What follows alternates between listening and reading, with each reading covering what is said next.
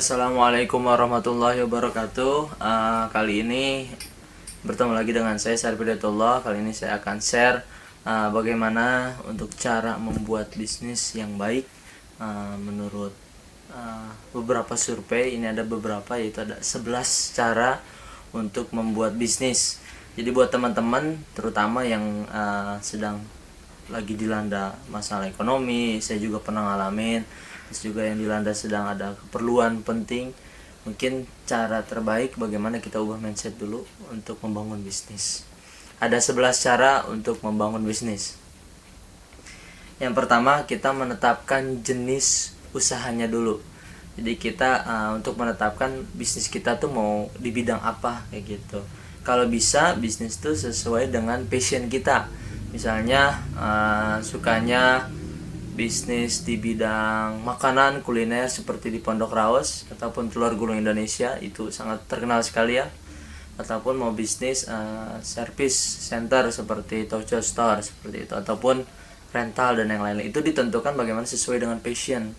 Nah, terutama dari Toucho Store ini adalah salah satu bisnis yang benar-benar fungsinya bukan untuk kepentingan pribadi, tapi untuk mendorong program GPS seperti itu. Jadi untuk bisnis yang saya pribadi itu adalah tanaman hias seperti itu. Nah, jadi kita harus tentuin nih kita passionnya di mana.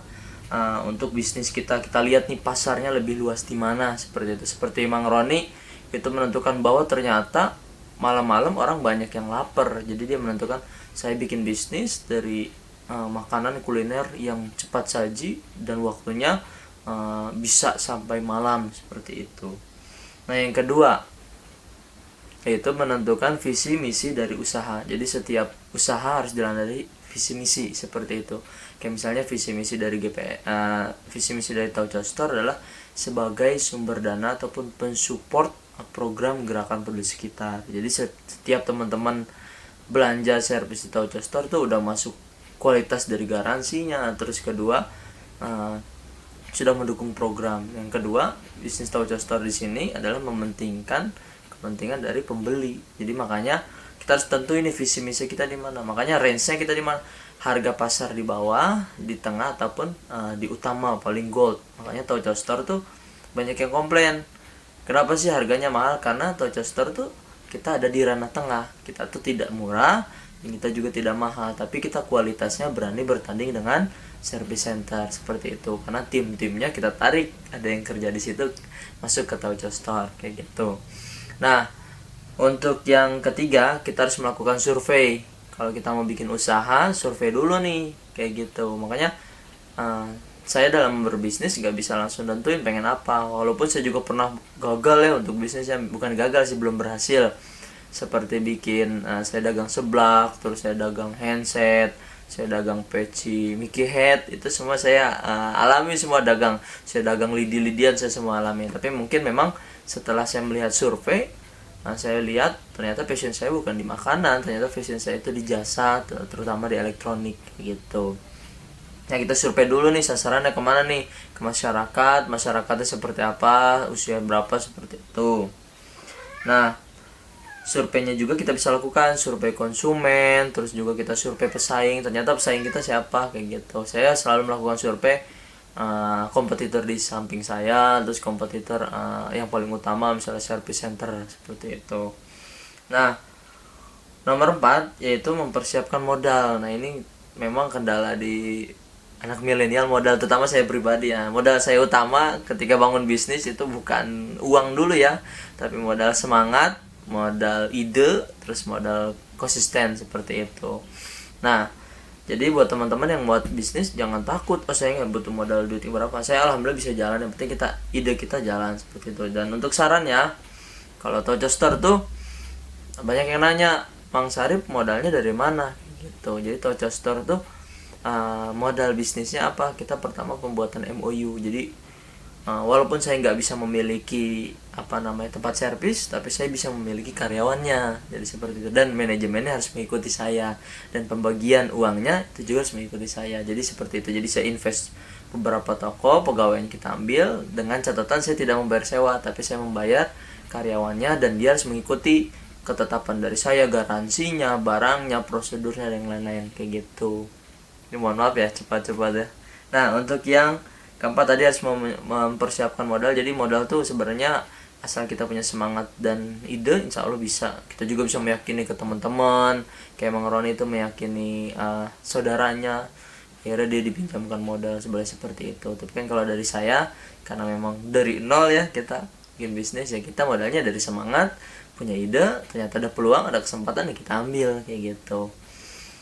Nah yang kelima, menentukan lokasi. Nah lokasi ini ada yang bilang berpengaruh, ada yang bilang enggak. Kalau dari saya nggak berpengaruh sih lokasi, karena kenapa, terutama untuk orang milenial pasti butuh budget yang besar kalau untuk tempat yang di strategi. Makanya kan saya selalu berprinsip seperti yang pemilik dari Abnormal, dia tuh memiliki bisnis yang sangat bagus sekali. Jadi bagaimana investasikan untuk sedekah, nanti didoakan insya Allah tempatnya menjadi tempat yang strategis seperti itu.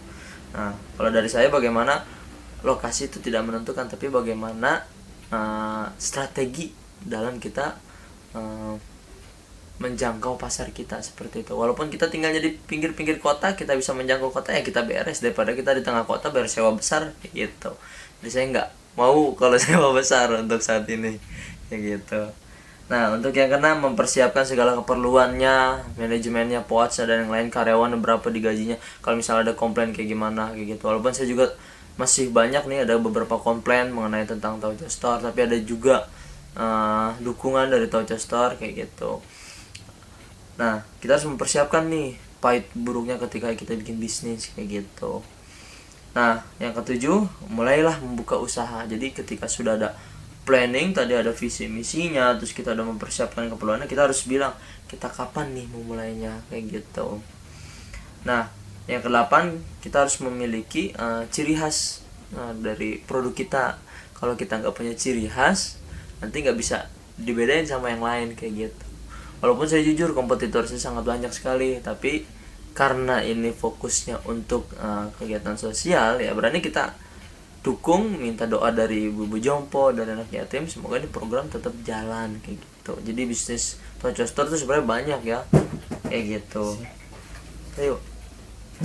Terus kita kalau mau bikin bisnis itu harus memantau pasar dan belajar. Nah jadi kalau mau bikin bisnis jangan hanya langsung bikin bisnis aja kayak gitu. Kayak saya kemarin karena lihat harga seblak murah, saya borong semuanya. Ternyata saya nggak tahu pasar tuh harganya tinggi seblak, dan saya jualnya ternyata lebih tinggi lagi, dan itu sangat sulit untuk dijual. Makanya ya saya jual dengan harga modal aja, bahkan di bawah seperti itu.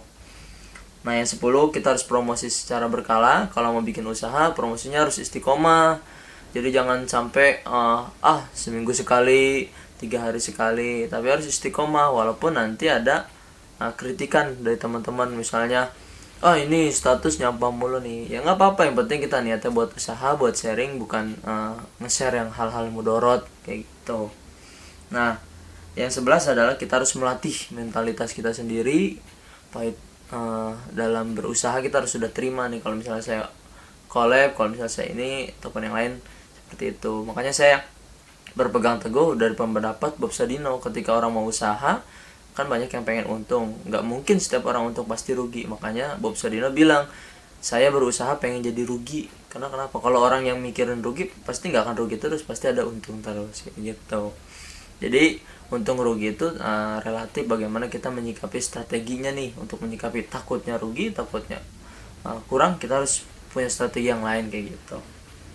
Nah mungkin itu saja 11 yang bisa saya sampaikan. Takutnya panjang, saya juga editnya nanti capek ya, karena ini salah satu sharing sebagai momen long distancing ya, untuk bermanfaat buat teman-teman. Mungkin itu saja, kurang lebihnya mohon maaf. Jangan lupa untuk teman-teman yang nonton video ini, like, subscribe, dan juga jangan lupa untuk kebutuhan elektroniknya itu menggunakan Tauco Store, karena kita mudah, aman, dan terpercaya. Dan buat teman-teman yang memiliki rezeki lebih, yuk mari dukung setiap langkah dan program GPS dalam mewujudkan masyarakat madani. Nah kita akan ada lokasi itu di Kelurahan Tegalega, Kelurahan Kedung Badak, dan di Kecamatan Caringin. Dan insya Allah kita bulan ini kita doakan ya, pas ketika lagi long standing ya, kita sedang menggalang dana untuk 50 jompo terus sama 50 yatim. Mungkin itu saja. Wassalamualaikum warahmatullahi wabarakatuh. Dadah.